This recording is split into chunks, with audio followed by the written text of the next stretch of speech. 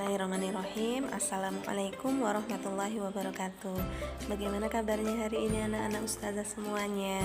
Mudah-mudahan kalian semuanya tetap dalam lindungan Allah Subhanahu wa taala. Amin ya rabbal alamin. Meskipun pelaksanaan pembelajaran tidak bisa dilakukan secara tatap muka, tetapi kita bisa melakukan secara daring melalui alat komunikasi seperti itu ya.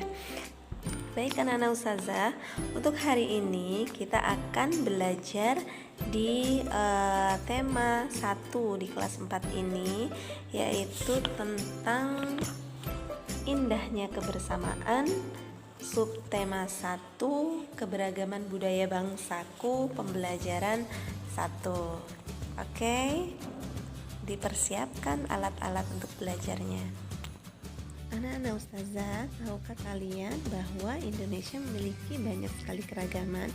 Coba kalian sebutkan keragaman apa saja yang terdapat di Indonesia.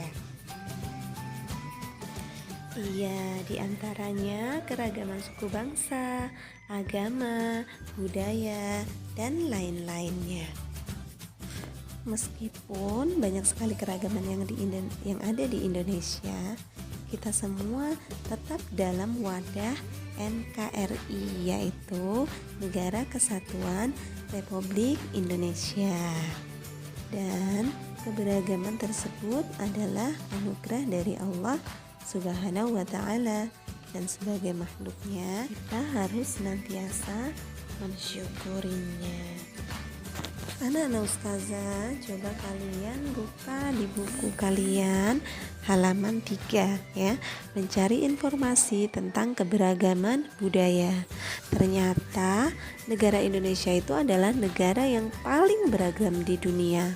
Menurut Badan Pusat Statistik, itu terdapat 1.340 suku yang tersebar dari 17.000 pulau yang ada di Indonesia. Selain suku bangsa asli Indonesia, di Indonesia itu juga ada suku-suku bangsa keturunan. Misalnya keturunan Tiongkok, India, Arab, dan Eropa.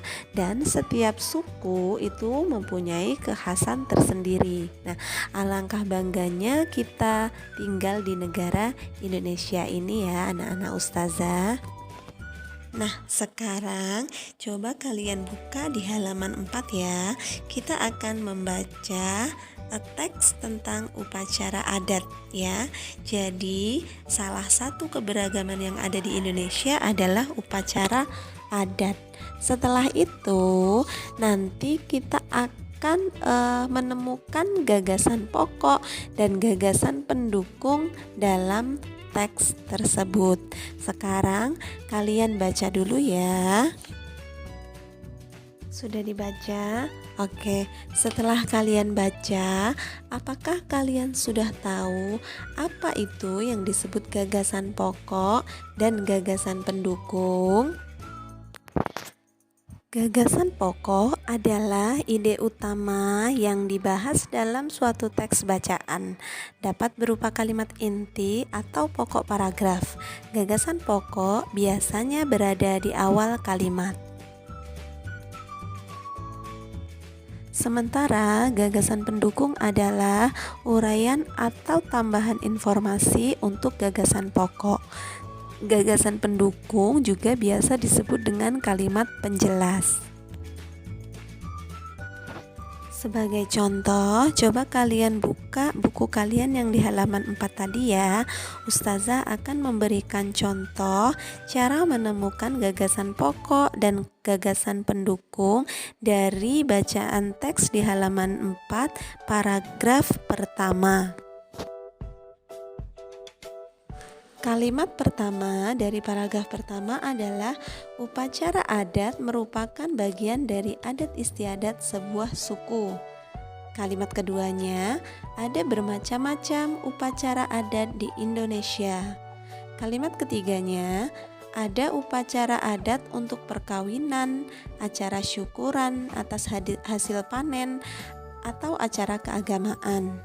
Salah satu contoh upacara adat yang ada di Indonesia antara lain Pautron, Aneu, Yutano, dan Saketen.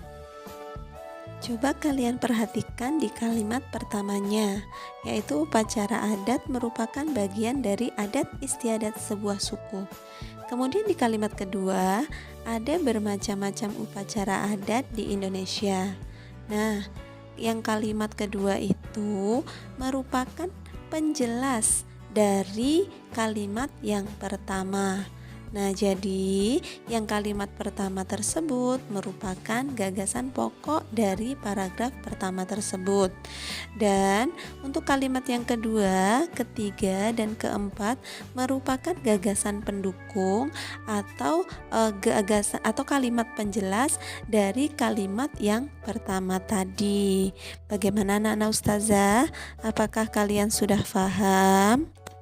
Supaya kalian lebih paham lagi, coba kalian cari gagasan pokok dan gagasan pendukung yang ada di halaman 4, paragraf kedua dan ketiga. Kalian boleh mengerjakannya di buku kalian pada tabel-tabel yang di halaman 5. Selanjutnya kita akan mengumpulkan informasi alat musik tradisional Indonesia. Coba kalian buka di halaman 6. Di sana ada 3 contoh gambar alat musik. Ada seruling, tifa, dan juga sasando. Seruling sendiri berasal dari Jawa Barat, ya. Suling dibunyikan dengan cara ditiup. Kemudian yang kedua adalah tifa. Tifa dibunyikan dengan cara dipukul. Tifa berasal dari Papua. Kemudian ada alat musik sasando yang berasal dari Pulau Rote, Nusa Tenggara Timur. Cara membunyikannya yaitu dengan cara dipetik. Nah, kalian tahu juga kan nama alat-alat musik yang berasal dari daerah kalian sendiri? Tentu kalian tahu. Nah, sekarang apakah kalian tahu bagaimana alat musik tersebut bisa menghasilkan bunyi? Contohnya, ketika seruling ditiup, maka terdapat getaran yang berada di sana. Untuk itulah seruling yang ditiup itu menghasilkan bunyi. Karena apa? Karena bunyi itu dihasilkan oleh benda yang bergetar. Sekarang coba kalian bersuara dan coba kalian pegang leher kalian. Apakah ada getaran yang kalian rasakan di sana? Iya. Getaran tersebut berasal dari pita suara kita. Nah, dari getaran tersebut maka kita bisa mengeluarkan suara. Jadi kesimpulannya, bunyi dihasilkan dari benda yang bergetar. Getaran dari suatu benda akan mengakibatkan udara di sekitarnya bergetar.